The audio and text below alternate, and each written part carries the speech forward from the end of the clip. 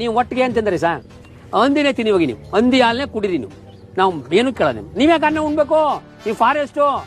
ಬರೀ ಮರಗಳನ್ನೇ ತಿನ್ನಿ ಹೋಗಿ ನೀವು ಎಲೆನೇ ತಿನ್ನಿ ಹೋಗಿ ನೀವು ಆ ರೈತ ಬೆಳೆದ ಯಾಕೆ ತಿಂದ್ರಿ ನೀವು ಒಟ್ಟಾರೆ ಫಾರೆಸ್ಟ್ನವ್ರೆ ನಿಮ್ ಮಿನಿಸ್ಟ್ರಿಂದ ಹಿಡಿದು ನಿಮ್ ಕೆಳಗೆ ಗಾರ್ಡ್ವರ್ಗೂ